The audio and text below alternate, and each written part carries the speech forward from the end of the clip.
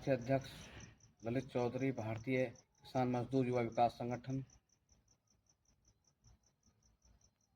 से मैं उन सभी भारतीय किसान यूनियनों से या सभी राष्ट्रीय अध्यक्षों से बता देना चाहता हूँ, जो धरना में अपना समर्थन 12/11/2025 को दिया है साबौते कट के लिए, उन सभी को लिए मैं बता दूं कि जब यमुना विकास प्राधिकरण के द्वारा या अन्य प्राधिकरण के द्वारा हर संगठन की वार्ता प्रस्तावित है या अपनी समस्याओं का निस्तारण करने के लिए सीईओ साहब से मीटिंग करते हैं, ये सब बातें, ये सब वादे उसमें हम मीटिंग में रख देते हैं।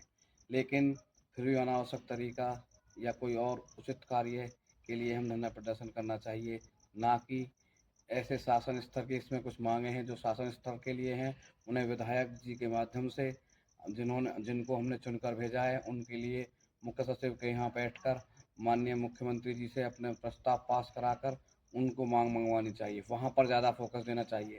जो हमारा ये जिनके इनके अधिकार क्षेत्र है, सीओ के अधिकार क्षेत्र की बात है, यमुना विकास प्राधिकरण की या और अधिकार क्षेत्र की बात है, उन मांगों को लेकर हमें यहाँ पर धरना प्रदर्शन करना चाहिए। जैसे आबादी का निस्तारण होता है, कुछ यहाँ पर आबादी का निस्तारण होकर लखनऊ जाते हैं, लखनऊ से फिर शासन से होकर हमारा आबादी निस्तारण आता है, इसलिए आबादी का पेच अटका हुआ है। इन मांगों को हमें जो मुख्य सचिव से यहाँ या मुख्यमंत्री जी से कराना चाहिए। जो मुआवजे का जिन्होंने किसानों ने मुआवजा अभी तक नहीं उठाया है, उनका अवार्ड हो गया है, ये संबंधित बात मुख्यमंत्री स्तर की हैं, वो शासन स्तर की हैं, उन्हें भी वहाँ से होना चाहिए। जो 7% से 10% की होने की मांग है, वो भी शासन स्तर की मांग है, उन्हें भी शासन स्तर पर माननीय विधायक जी के साथ मिलकर जो है मुख्यमंत्री जी से पास करानी चाहिए।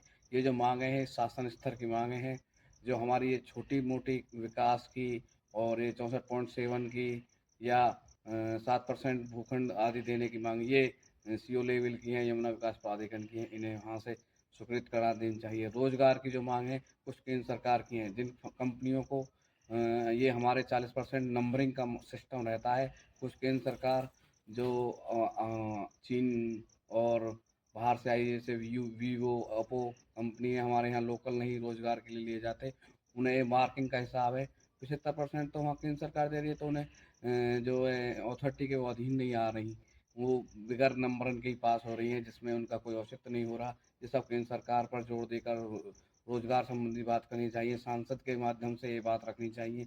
इसलिए सबको अपने स्तर से ही बात कर तभी धरना प्रदर्शन करना चाहिए।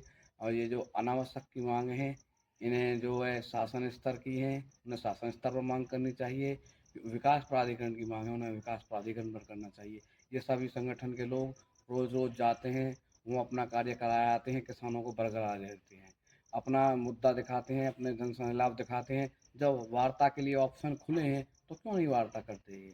हर बार हर महीने वार्ता होती है, किसानों के मुद्दे उठते हैं, तो क्यों नहीं किसानों के मुद्दे? इन्होंने आज तक भी एक भी रुपया किसान संगठनों ने नहीं दिलाया। जो शासन ने या माननीय मुख्यमंत्री जी ने बढ़ा दिया वही पैसे हैं, किसानों का 1 रुपया का मुआवजा किसी संगठनों ने नहीं बढ़ाया है। मैं चैलेंज के साथ कह रहा हूँ, यदि कोई भी उपलब्धि की हो तो बताए। 64.7 का मामला था, तो वो भी राज चौधरी तत्कालीन सरकार राजेंद्र चौधरी की समकक्ष एक कमेटी ने उसके थ्रू था, उसके बाद हाई कोर्ट ने उसे खारिज कर दिया। बीजेपी सरकार आई, सुप्रीम कोर्ट ले गई और बहाल करा के रही। 64.7 वहाँ से मिला। केवल और केवल ये अनावश्यक फैला रहे हैं कि हमने 64.7 दिला दिया। ये सब गलत है, किसानों को गुमराह कर और मुद्दों को भटका देते हैं, मूल किसान की समस्या नहीं सुनते हैं।